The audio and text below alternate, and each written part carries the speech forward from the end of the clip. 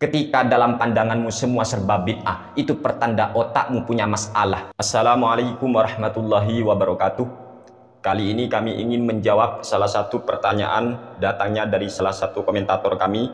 Nama channelnya Radio Tajwid Official. Beliau bertanya gini, mau nanya Ustadz, Salafi di daerah saya tidak mau pakai sajadah, surban dan hiasan kaligrafi di dinding masjid. Kata mereka itu bid'ah. Apa ada dalil nyata tentang sajadah, surban, dan hiasan kaligrafi? Terima kasih atas penjelasannya. Barakallahu fiq. Amin ya rabbal alamin. Mengetahui pertanyaan ini sebenarnya kami kaget teman-teman. Makanya kami bertanya di sini. Maksudnya Salafi Wahabi di daerah Pian menuduh pakai sajadah ketika sholat itu bid'ah. Orang yang memakai surban itu bid'ah atau bagaimana Mas? Akhirnya menjawab, iya, memakai sajadah dan surban itu bid'ah katanya. Jadi mereka anti sajadah and surban. Pernah di masjid dipasang kaligrafi lafaz Allah Muhammad, diturunkan sama mereka, katanya bid'ah. Sebenarnya ketika kami melihat daripada pertanyaan ini, kami heran teman-teman. Kok ada ya Salafi Wahabi yang mengharamkan atau mengatakan bid'ah memakai sorban atau sajadah? Entah apa ya, bagi mereka itu kok serba haram, bagi mereka kok serba bid'ah, bagi mereka kok serba sesat. Apa sih yang ada di otak Salafi Wahabi itu sebenarnya apa? Kok gini-gini bid'ah, gini-gini bid'ah, begini haram, begitu haram, sajadah bid'ah. Ya Allah, sajadah bid'ah. Mari kita kaji menurut para ulama hukum menggunakan sajadah. Mungkin bagi mereka Wahabi Salafi di daerah sampean itu Mas, mungkin mengatakan bid'ah karena tidak pernah dipakai oleh Nabi. Ya Allah. Kita cek dulu ya. Menurut versi ulama, bagaimana ini teman-teman? Apa hukum menggunakan sajadah? Di sini ada hadis riwayat daripada Imam Al-Bukhari dalam kitab Sahih Al-Bukharinya. Haddatsana Abul Walid, qala haddatsana Syu'bah, qala haddatsana Sulaiman Asy-Syaibani an Abdillah bin Shaddad an Maimunah qalat, kana an-nabiy sallallahu alaihi wasallam yusalli 'alal humrati. Beliau di sini Imam Al-Bukhari meriwayatkan sebuah hadis. Beliau berkata, menceritakan kepada kami Abul Walid. Abul Walid berkata, menceritakan kepada kami Syu'bah, menceritakan kepada kami Sulaiman Asy-Syaibani dari Abdullah bin Shaddad dari Sayyidah Maimunah radhiyallahu taala anha. Beliau Sayyidah Maimunah berkata, kana Nabi sallallahu alaihi wasallam yusalli 'alal humrati. Nabi Muhammad sallallahu alaihi wasallam itu salat di atas humrah. Apa itu humrah? Lafaz al-humrah ketika kita cek dalam kamus Al-Munawwir, maknanya al-humrah adalah tikar kecil. Kemudian bagaimana pandangan para ulama apa yang dimaksud al-humrah? Al-humrah di dalam kitab Al-Minhaj Syarah Sahih Muslim bin Al-Hajjaj, ini karya daripada Imam An-Nawawi rahimahullahu taala, tepat di juz ketiga halaman 209 terbitan Darul Ihya Turath Al-Arabi. Ammal humratu fa bi dhammil kha'i wa iskanil mimi qala al-Harawi wa ghayruhu hiya hadhihi sajjadah wa hiya ma yadau alaihi rajulu juz'a wajhihi fi sujudihi min hasirin aw nasijatin min khusin hakadha qalahu al-Harawi wal aktsarun. Al-humrah dengan dibaca dhammah huruf kha-nya dan dibaca sukun huruf mimnya berarti humrah. Imam Al-Harawi dan selain beliau berkata, al-humrah adalah hadhihi sajjadah, yaitu sajadah. Apa itu? Wahya ma yadau alaihi rajul juz'a wajhihi fi sujudihi, yaitu sesuatu yang diletakkan oleh seseorang untuk sebagian wajah dia ketika sujud. Min hasirin au nasijatin min khusin, baik dari tikar ataupun dari tenunan daun kurma dan semacamnya lah teman-teman. Ini menurut Imam Al-Harawi dan mayoritas ulama wal aktsarun. Jadi humrah itu sajadah atau tikar kecil lah. Wa sarraha jama'atun minhum bi annaha la takunu illa hadzal qadra. Wa qala al-Khattabi hiya as-sajjadah yasjudu 'alaiha al-musalli. Menurut Imam Al-Khattabi, humrah itu sajadah yang mana orang sholat bersujud di atasnya. Ini menurut Imam Al-Khattabi. Keterangan ini bisa dicek langsung dalam kitab Al-Minhaj Syarah Sahih Muslim bin Al-Hajjaj. Jadi sajadah. Beliau Nabi kita Muhammad Shallallahu Alaihi Wasallam sholat di atas humrah. Apa itu humrah? Ternyata di sini sajadah, sajadah. Jadi sajadah itu jangan fokus kepada sajadah-sajadah apa, itu kan cuma sekedar simbol aja teman-teman. Ya Nabi dulu ya apa adanya, adanya tikar ya tikar, adanya mungkin pelapa kurma ya pelapa kurma.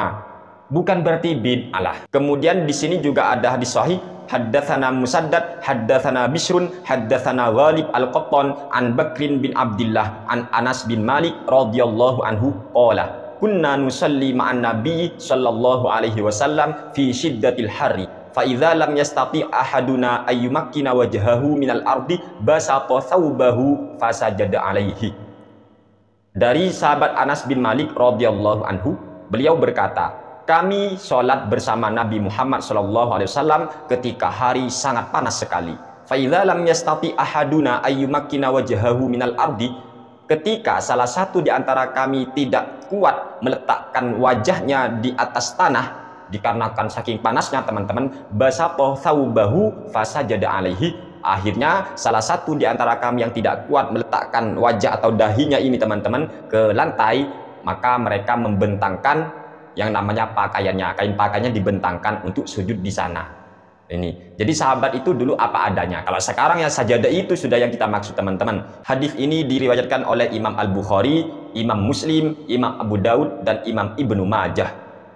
Dalam kitab Sunan Abi Daud juga dijelaskan, haddatsana Muslim bin Ibrahim, haddatsana Al-Musanna bin Sa'id Az-Zari', haddatsana Qatadah an Anas bin Malik anna Nabiyya sallallahu alaihi wasallam kana yazuru Umma Sulaim fatudrikuhu sholatu ahyanan fayusalli ala bisatin lana wa huwa hasirun nandahuhu bil ma'i. Dari sahabat Anas bin Malik radhiyallahu taala anhu, beliau menceritakan bahwa Rasulullah Shallallahu alaihi wasallam itu pernah mendatangi Ummu Sulaim. Terkadang pada saat itu bertepatan dengan masuknya waktu sholat, akhirnya fayusalli ala bisatin lana, kemudian beliau sholat di atas tikar milik kami, wa huwa hasirun nandahuhu bil ma'i, tikar tersebut kami sucikan dengan air.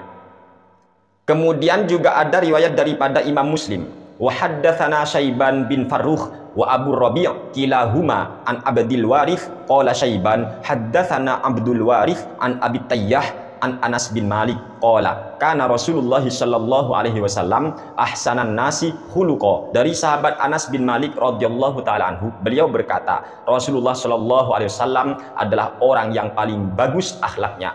Farubbama tahdurus sholatu wa huwa fi baitina, terkadang ketika datang waktu sholat beliau masih ada di rumah kami. Fayamuru bil bisatil ladzi tahtahu, akhirnya beliau menyuruh agar hamparan yang ada di bawah beliau itu disapu, thumma yundahu, kemudian diperciki air atau pelah atau bersihkanlah maksudnya. Thumma ya ummu Rasulullah sallallahu alaihi wasallam wa naqumu khalfahu fayusalli bina, kemudian Rasul menjadi imam, kita sholat bersama beliau di belakang beliau, artinya berjemaah maksudnya teman-teman. Wa kana bisatuhum min jaridin nakhli, hamparannya itu terbuat dari pelepah daun kurma.